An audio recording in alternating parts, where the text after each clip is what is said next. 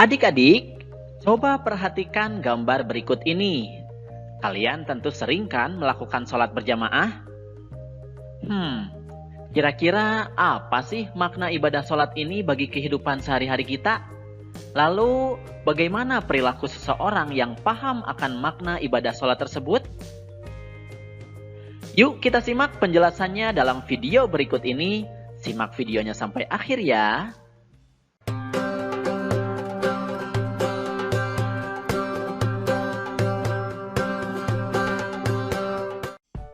Assalamualaikum warahmatullahi wabarakatuh.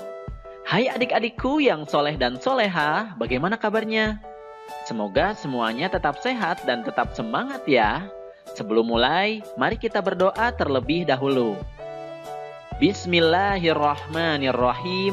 Rabbi zidni ilman warzuqni fahman. Adik-adik, kali ini kita akan mempelajari tentang perilaku yang mencerminkan pemahaman ibadah sholat. Setelah mempelajari materi ini, diharapkan kalian mampu menunjukkan perilaku yang mencerminkan pemahaman ibadah sholat. Sebelum dilanjutkan, untuk mendukung channel ini, jangan lupa like dan subscribe ya.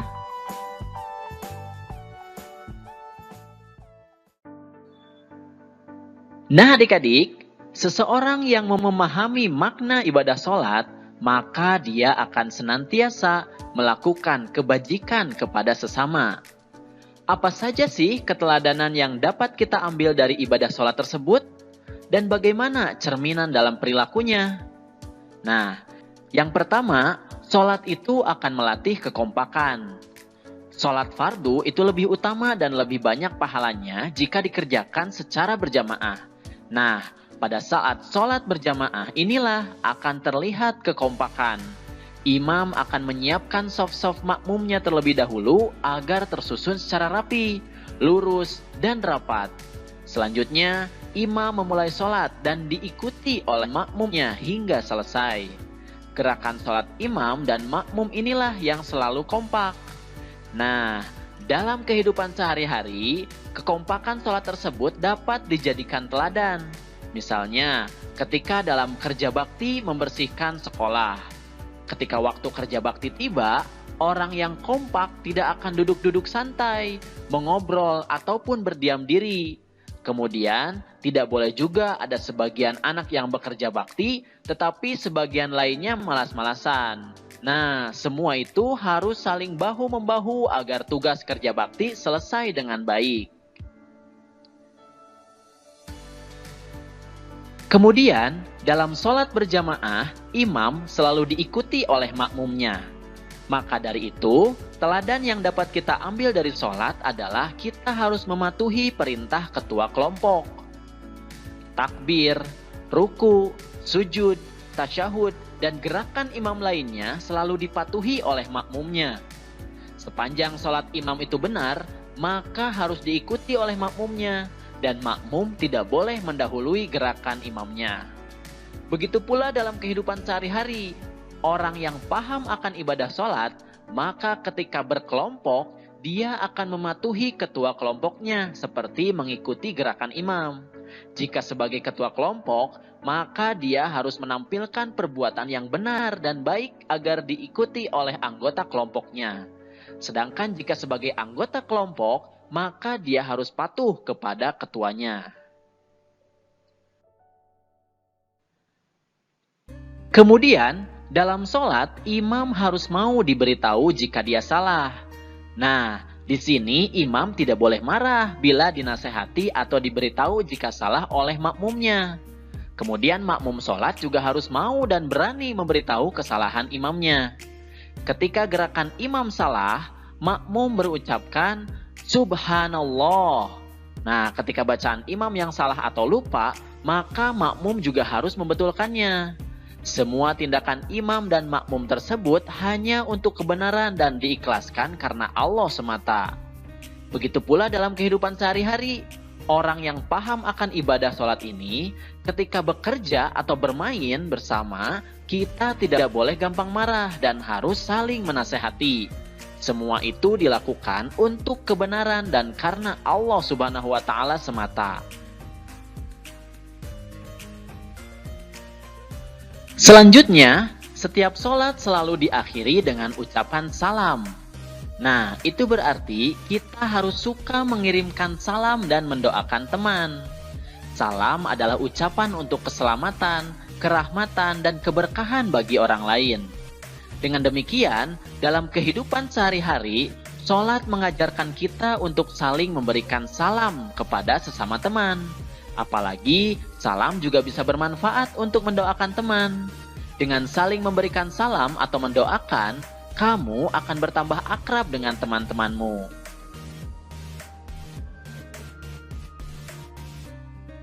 Kemudian, orang yang terbiasa sholat di awal waktu akan pandai menepati janji. Dia juga akan pandai mengatur waktunya.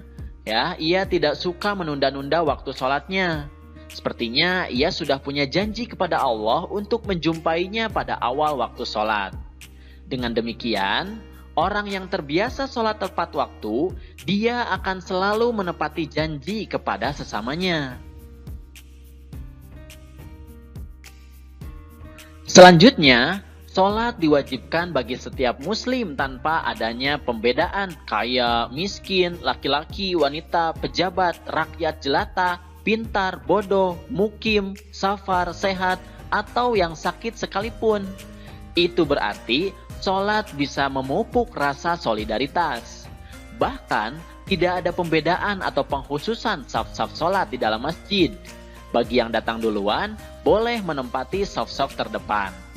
Nah, orang yang memahami ibadah sholat itu, dia akan menunjukkan rasa solidaritas. Semua jamaah menyatu dalam perasaan hati dan pikiran yang sama.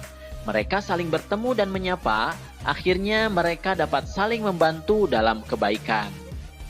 Nah, itulah adik-adik beberapa kebajikan kepada sesama yang bisa kita teladani dari pemahaman kita terhadap ibadah sholat.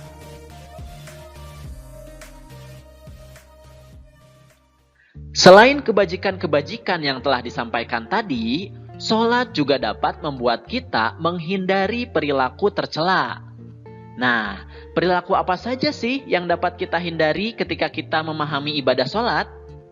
Yang pertama, orang yang memahami ibadah sholat, dia tidak akan suka mengungkit-ungkit pemberian. Sholat yang khusyuk senantiasa mengajarkan tentang keikhlasan, bahwa semua amal itu hanyalah untuk Allah Subhanahu wa Ta'ala.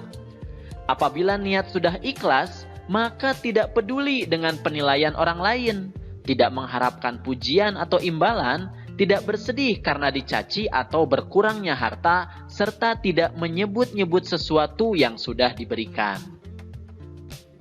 Kemudian selanjutnya, orang yang memahami ibadah sholat juga tidak akan suka meremehkan teman. Sholat mengajarkan kita untuk mengagungkan Allah Subhanahu wa Ta'ala dan merendahkan diri di hadapannya. Sholat yang khusyuk akan menyadarkan betapa kecilnya diri kita. Segenap pujian, keagungan, dan kemuliaan itu hanyalah milik Allah. Oleh karena itu, dia tidak akan meremehkan atau merendahkan orang lain. Karena tidak pantas kita meremehkan ciptaan Allah lainnya, termasuk meremehkan teman. Selanjutnya, orang yang memahami ibadah sholat, dia tidak akan menunjukkan perilaku ingin menang sendiri. Nah, dalam sholat, siapa yang datang lebih dahulu di masjid, maka ia berhak menempati saf-saf terdepan atau yang ia inginkan.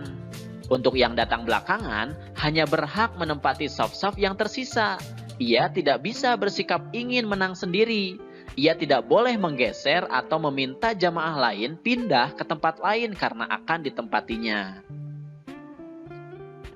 Kemudian selanjutnya, orang yang memahami ibadah sholat juga tidak akan suka mencuri. Ketika membaca doa iftitah di dalam sholat, kita sebenarnya telah berikrar bahwa sholatku, ibadahku, hidupku, dan matiku hanyalah untuk Allah Subhanahu wa Ta'ala. Selain itu, sholat sebenarnya akan mencegah kita dari niat berbuat jahat, termasuk mencuri atau mengambil sesuatu milik orang lain tanpa izin. Kemudian, orang yang memahami ibadah sholat, dia juga tidak akan suka meminta-minta. Nah, kita sebenarnya telah banyak meminta kepada Allah Subhanahu wa Ta'ala dalam sholat, terutama ketika duduk di antara dua sujud. Di sana kita meminta ampunan, petunjuk, pertolongan, belas kasih, derajat, rezeki, kesehatan, kesejahteraan, rahmat, dan keberkahannya. Maka, tidak patut kita meminta-minta kepada selain Allah. Sikap suka meminta-minta itu tidak terpuji, apalagi sampai mengemis. Selanjutnya, orang yang memahami ibadah sholat juga tidak akan suka berbohong. Nah, dalam sholat kita seharusnya menyadari dan mengingat bahwa Allah Subhanahu wa Ta'ala selalu mengawasi setiap ucapan dan perbuatan kita, sehingga tidak mungkin kita bisa berbohong. Nah, dalam kehidupan sehari-hari, kita mungkin saja bisa berbohong kepada orang lain, tetapi sebenarnya ia tidak bisa berbohong kepada diri sendiri dan kepada Allah Subhanahu wa Ta'ala. Seorang yang beriman tentu menyadarinya dan tidak akan berbohong ketika ia ingat kepada Allah Subhanahu wa Ta'ala. Kemudian selanjutnya, orang yang memahami ibadah sholat juga tidak akan suka mengganggu teman. Nah, saat sholat, kita dilarang mengganggu jamaah lain, apalagi sampai membatalkan sholatnya.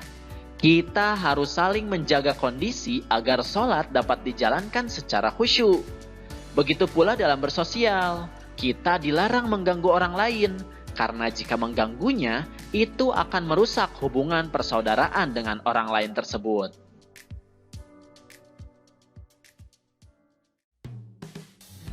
Alhamdulillahirabbil alamin. Materinya sudah selesai. Semoga sekarang kalian sudah mampu menunjukkan perilaku terpuji sebagai bentuk pemahaman terhadap ibadah sholat ya. Terima kasih atas perhatiannya dan mohon maaf jika ada kesalahan. Billahi taufik wal hidayah. Wassalamualaikum warahmatullahi wabarakatuh. Sampai jumpa di video berikutnya.